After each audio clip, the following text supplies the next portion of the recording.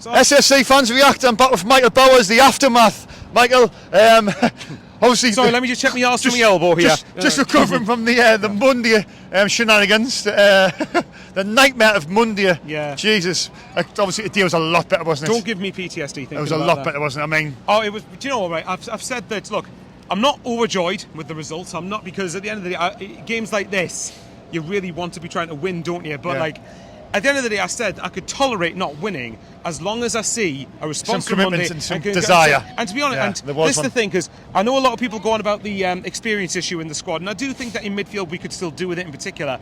But the experience thing didn't stop us playing well today. So for me, I don't buy that experience thing. So what you're saying is the players just want on Monday they want giving a TO double S basically. Yeah. Well, yeah, exactly. I mean, at the end of the day, look, I felt we had more chance of getting a result in this game than Blackburn, because Bristol City, like us, aren't really fighting. They've got nothing to play for. Yeah, it's kind of it was like a battle for finish 12th, isn't it? So it's not really anything particularly great, but.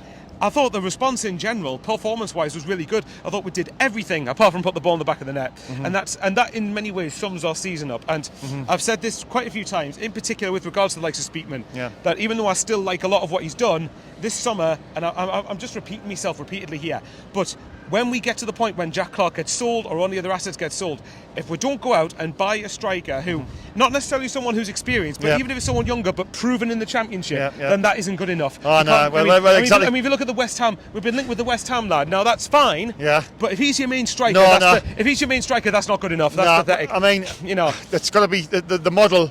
I don't even like seeing the model. That even gets on my nerves now. Seeing that the model has got to be. Well, what we're doing needs to be having a degree of flexibility, doesn't it? Yeah. I mean, today it proved more than anything. Look, performance was really, really good, and at least the clean sheet means we get something. So I still stand by. Just because you don't score your goals doesn't mean you have to switch off at the back and lose because of a stupid mistake. Yeah. So 3 clean sheets in the last 4, so at least that's a big improvement.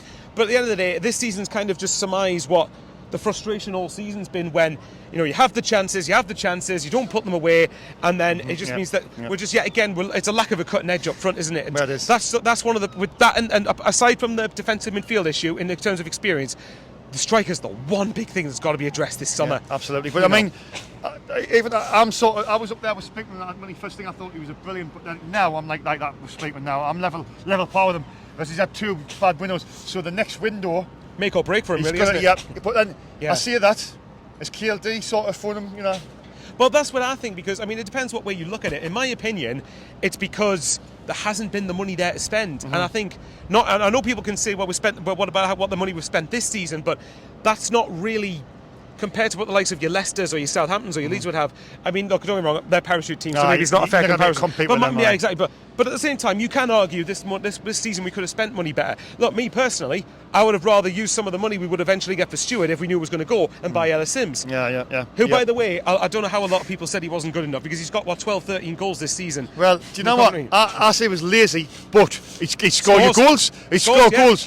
And I thought it was his work rate off the ball, but that if you're scoring goals, you sort of deflect away from that. Well, exactly. So, look, don't get me wrong. I know if you don't like Ellis Sims, that's fine. It just baffled me how some fans wouldn't sign him. But that's just my own personal opinion. Yeah. I think not even just him, like Broadhead, not getting him. I think I'm still probably about 65-35 in favour of Speakman, or 60-40 at least. But what I would say is that the issues of Sims and Broadhead or Broadband, those two are the big ones, blemishes for me. That we could have signed both of them and didn't. Yeah. And for me, that's where he deserves criticism. This regime. Yeah, but just quickly, like you said though, is KLD releasing the funds though? I mean, we talk about this £20 million loan. We briefly touched on it last time, but does that suggest to me there isn't the money there?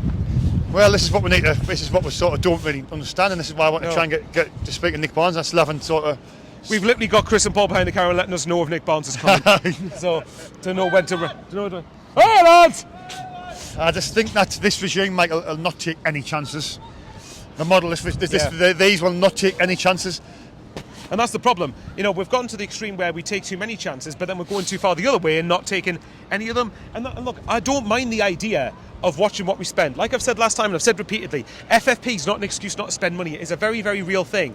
But at the same time, though, it doesn't mean that you don't go and spend anything. He says getting scrapped soon, that's...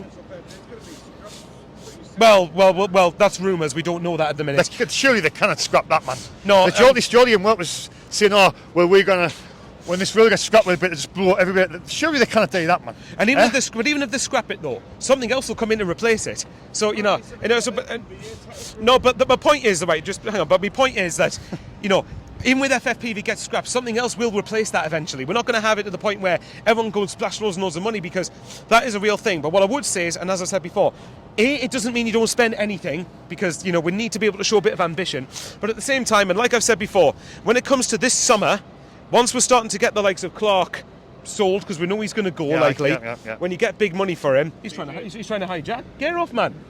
Honestly, he's had his turn. It's my go. But my point is, once the likes of Clark and all that go, with the money you have coming in, if you then don't start to spend, then I agree with the criticism, because at the end of the day, that then shows there's no ambition, there's no desire to try and get promoted, and the system that we've got is to try and spend within our means, which again, I don't see how that's a bad thing. But once you get the extra money, you don't spend it, then if Speakman's not going to show signs of changing from then I'll agree he needs to go. Surely, Michael. I mean, they must have realised the last two windows were Speakman and Harvey, and they must have realised that the last two windows. Well, compared to previous standards, haven't been great. Speakman and Harvey, the last two winners have been poor. Haven't been up to scratch, have they? Yeah.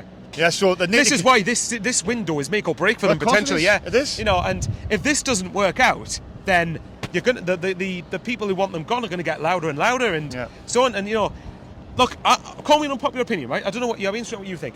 I don't think we need to do as much as what people think we do for next season.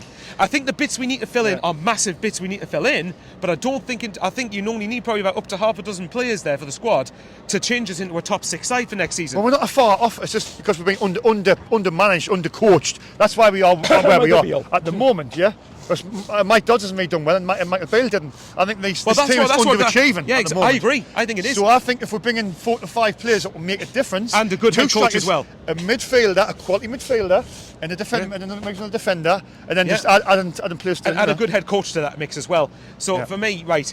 Like I said, I don't think. For me, I think what we need is you need experienced central midfield, as you said. I think you need a winger, obviously, when Clark goes, and I think you need 2 strikers, ideally. If you get those things and you keep all the other assets, then for me, I don't think that squad is any worse than a top 6 standard. I really don't think it is. I agree, mate. I agree. And that's fine if people disagree, as long as it's respectful. But what was the comment you said? The arse from the elbow comment, just because I apparently like Speakman. But Michael, I'll put you as a what's it called, a moderator, so then you can just, if you didn't like any comments, you can just delete them yourself. Do you know what, right? Like I said, I don't mind people disagreeing with me, because there's always been a myth that apparently I block people who disagree. But if that's the case, I'd have blocked half of Twitter. Like, come on, I disagree with a lot of people, man. But anyway, the point is, look, that's the minority comments, hopefully. So, look, at the end of the day, people are entitled to. I know there are people who don't like us, and that's fine. But my point is, what I will give them is, again, like I've said loads of times, and I know it's the same points. This summer's massive. We can't afford to not get a striker in who scores goals. And like I said, someone like a Jay Stansfield, who I think wages-wise would probably have more chance of fitting in with our structure. Which, by the way, that wage structure is going to have to increase if we want to try and get promoted. There's no excuse to just keep rigidly sticking to it. Someone like Jay Stansfield, I think, would be perfect for that if he wants to come along. He scored again for Birmingham today, and I believe he's got double figures for a Birmingham side that are in the bottom 3. But you're right, though, this season for me, I do think the players we've got are underachieving a bit, and only because I think, look, I still stand by what I said with Tony Mowbray. I don't necessarily think that was the problem. The problem was getting Michael Beale in. That was the problem. It's the appointment. It's that one appointment that for me has killed the whole season. Well, it is, because there was a big decision to make. Well, I didn't think it was. I said to you, I think Mowbray. I've never been a fan of him, and you're going to go, but he's a nice guy. He's a nice guy. Nice guy. I'm in the mouth here, but. He was never going to get promoted, Mike, was he? I don't think he was. I didn't think he was, and they must have thought that as well. But then what you don't do is you don't replace him with. You don't downgrade, basically. Create a toxic atmosphere between the fans and the players, which you were still suffering from. They were having to rebuild that. Let's get one thing straight. Getting rid of Mowbray for me was right. Michael, was it right? Yeah, I'd say it was. But then you've got to replace him with a better coach. I mean, and look, don't get me wrong. We didn't, because we're downgraded. It looks like the wrong decision.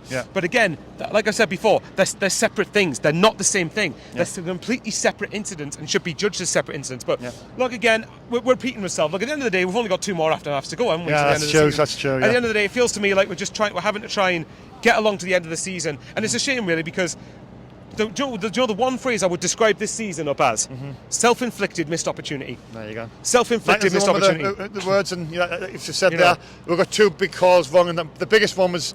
Well, it was Mowbray's successor. Basically, that was the one which defined the season, and I think if you got the right man, then we would have finished in the top 6. For me, we would have at least challenged for it. I think, at the very least, challenged for it. I think we'd have been But again, you know, at the end of the day, and don't get me wrong, there were things that Speakman got wrong with, like handling Pritchard's contract. I thought he did a bit disgracefully there. Yeah. I mean, the other two, you can argue with Lyndon Gooch and Danny Barr. At the end of the day, Danny Barr's not playing much for Norwich, and Lyndon Gooch is part of a Stoke team battling down the bottom. But this is what I can't understand. I mean, Danny Barr, who's our player for the season, it was offered a 1 year. Why going to offer them a 2 year? But then could Danny that's a fair question. Could Danny Barr just went, well, it's an extra year, then I can just leave after that year? I don't know, but he was our best player. Well, at least do a year with the option of another year. Then at least it's basically 2 years if you play well enough. Pritchard goes as well. Gooch goes. You can get him with the 3 experienced heads. Yeah. Wise heads in there, you know. But like I said before, one of the comments that Speakman said when it regards to experience in the Red White Army meeting was when he included Russian and Aushish as experienced players. I know, exactly. Like that's just absolutely stupid. There. Look, I understand Roberts, Dak, and O'Nien. I understand them being experienced because they are experienced. Dak, Roberts and O'Nien are experienced for me. They are. But including Russian and Aushish, like, come on, that's just ridiculous. You know, that's just completely ridiculous. So, cheers, Paul. But yeah, look, that wins. Then we better stop talking before this goes any further. But like, at the end of the day, I thought the performance was really good today. It was much more like the standard that group's capable of. Yeah. So I'm not really buying the whole experience is the one thing that's costing us, because at the end of the day, experience didn't stop us playing well today. Exactly. We can't keep. For me, I understand there's reasons for that, but we can't keep using that every single time. Do you think it was too many Easter eggs on that Monday, on the Sunday, and then the players were a little bit? Well, maybe.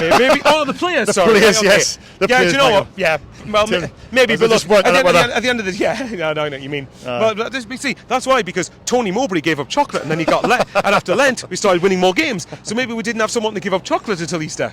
But anyway, seriously though, right? Look, the players owed us massively after Monday, and they played well enough again today. Just have some good performances in the next 5 games. We deserve to win today. We were a little bit unlucky. I think it was very unlucky. One of those days. I think that's someone used as the thumbnail. It was one of those days. At the end of the day, but again, we got something out of the game at least. So look, just move on to the next few games.